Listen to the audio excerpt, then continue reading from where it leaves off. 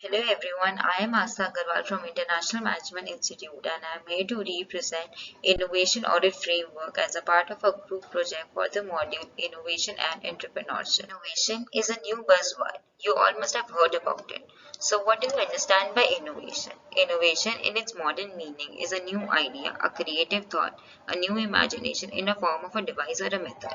But then, how is it different from invention? Invention is an idea, a technology, a patent, but without the commercialization value. So innovation is basically the commercialization of invention. It generates value in the market. It makes things faster, better, and cheaper. We have designed an audit framework which will help the organization to know where it lies and how it can innovate itself for the better growth and position in the market.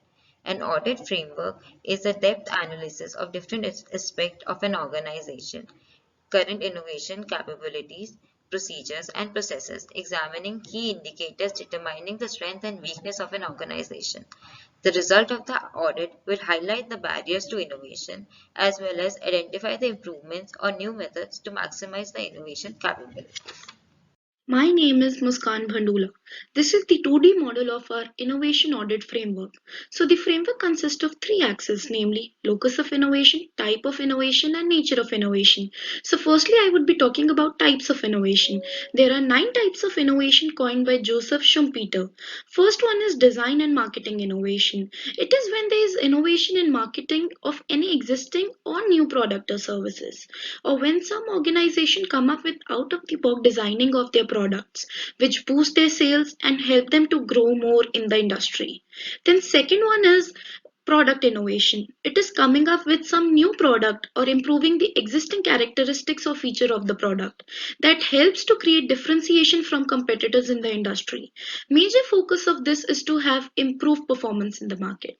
Then the third one is service innovation. Like product innovation, it is also coming up with some new service or improving the existing features of the current service that help to create differentiation from the competitors. But it may also include coming up with some new after sale services that help the growth of existing product as services help in sale of products. Fourth is technology innovation. This is the most common of all. As with passing by of time, lot of new technologies are coming up that helps each and every individual with almost every work they do. So it can also be coming up of any new disruptive technology or modification in the existing ones. Then the fifth is market and customer channel innovation. It is the innovation in a way in which product or services reach to the customer. So it is coming up with some new delivery models, either through some new intermediary or direct delivery. Also, it involves either coming up with new markets for your product or having new customer segment in existing markets. Sixth is process innovation. It is the implementation of a new or significantly improved production or delivery method. This includes significant changes in techniques, equipment, or softwares that help in production of goods and services. It helps in reducing cost and increasing productivity. Seventh is management innovation. It is anything that substantially alters the way in which the management carries out its work or significantly modifies customary organizational forms, and by so doing advances organizational goals. It changes the way managers do what they do and does in a way that enhance organizational performance. Then eighth is business model innovation. It is the development of new unique concepts supporting an organization's financial viability, including its mission, vision, and the processes for bringing those concepts to life. The primary goal of business model innovation is to realize new revenue sources by improving product value and how products are delivered to customers.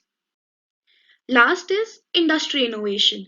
It involves coming up with new product or services that revolutionize the whole industry. It involves creating new product for new customer base. That is something new that has never been seen earlier. It also includes creating need for new things that were not available earlier.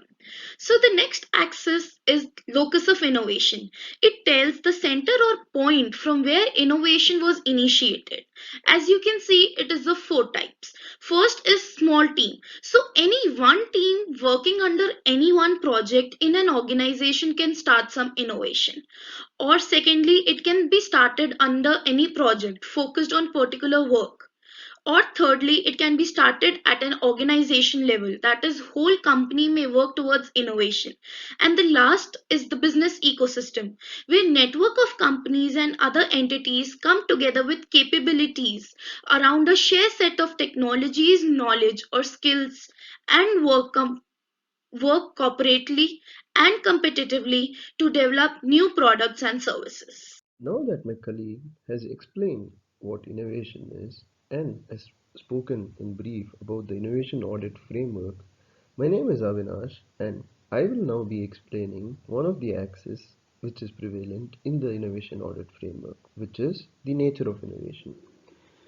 The first type of or first nature of innovation that I would like to talk about is disruptive innovation. Disruptive innovation was a term coined by Clayton Christensen, and disruptive innovation is an innovation that creates a new market and value network and eventually disrupts an existing market and value network. It displaces established market leading firms, products, and alliances. The second nature of innovation is sustainable innovation. Sustainable innovation reflects the generation of economic developmental thinking. It couples environmental protection of natural systems with the notion of business innovation while delivering essential goods and services that serve social goals of human health, equity, and environmental justice. It is the wave of innovation pushing society towards clean technology, green economy, and clean commerce. It is combined with positive, pragmatic, and optimistic efforts of people around the world to refashion economic development into a process that addresses the fundamental challenges of poverty, environmental justice, and resource scarcity. The third and final nature of innovation that I would like to talk about is efficiency innovation. Efficiency innovation is the form of innovation which involves process improvement or a more efficient business model. It enables businesses to simplify and streamline their business processes in order to create and sell the same products to the same customers at a less price. This is done by using less resources to get more productivity at cheaper costs. Now that myself, Avinash, and my colleague Muskan have explained the different axes of the audit framework, we would now like to present to you the 3D model of the audit framework that we've created. So the model that you see before you is the 3D model, which clearly depicts all the three axes. One, the locus, the second one, the type of innovation, and the third one is the nature of innovation. We've also identified 10 real life examples which suit this model, and we've highlighted these 10 examples in the form of green boxes or green cubes. My colleagues will now explain these 10 examples in detail in the coming slides. My name is Pranam Malhotra and I am going to discuss about some of the examples that fit into the innovation audit model. The first example is Airbnb. Airbnb came up with an idea to create a community-based two-sided online marketplace which connects travelers with local hosts. It created an aggregator business model. It led people to use their unutilized properties to provide rooms, living space on rent or lease. It disrupted the existing hospitality industry and gave tough competition to the existing players. The nature of innovation was disruptive innovation in business model, and the locus innovation was business ecosystem. The next example is Tesla Model S. It used disruptive innovation in business model, but the locus of it was project, as Tesla innovated the business model for this project by providing infinite mile warranty for 8 years and free charging at Tesla stations. The next example is SolarCity. SolarCity uses a very innovative business model. The name of its model is PPA, that is Power Purchase Agreement. Under PPA, SolarCity installs the equipment on customer's roof for no fee. For the entire life of the contract, the customers only pays for the electricity, and which is also very less than the prior providers of the electricity. These rates are nearly locked for the entire contract period and do not fluctuate. Solar City profits from the sale of energy while still owning the equipment. Another example is Walmart. Walmart's growth is driven by its everyday low price strategy. It is consistently improving its supply chains, and it is also growing its online presence. It is trying to compete with the e-commerce giants like Amazon by investing heavily to adopt to omni-channel retailing. It is using efficiency innovation in the market and customer channels at an organizational level by taking steps like installing pickup towers to improve last mile connectivity or improving the shopping experience by introducing personalized voice shopping. My name is Deva and I'll be taking the further examples. So the fourth example is video streaming industry. It is a disruptive innovation because it revolutionized how people get their daily dose of entertainment. By the intro of cheap prices, HD quality and a new perspective of TV shows, everybody wanted to move on from their usual TV shows and DVDs based system to an online system.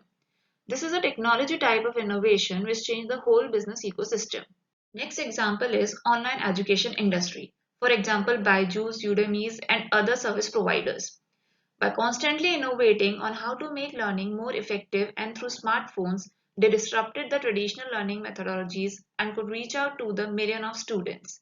Since IoT was emerging as a disruptive technologies, they figured the right time and used the technology to solve the problems across various verticals. They change the way knowledge can be consumed, which is a service type of innovation, and thereby they change the whole business ecosystem. Seventh example is LED bulbs. LED bulbs are more efficient than those incandescent light bulbs which use 80% less electricity and last 5 times longer than any bulb in the market. So it is an efficient innovation which has changed the business ecosystem by changing the industry from light bulbs to the LED bulbs. Eighth example is Head and Shoulders. The plastic that pollutes oceans and beaches is being used by Head and Shoulders to create their recyclable shampoo bottles, which is a sustainable innovation with redesigned recyclable shampoo bottles. So its type of innovation is design and it has helped the whole organization, which is the locus of innovation.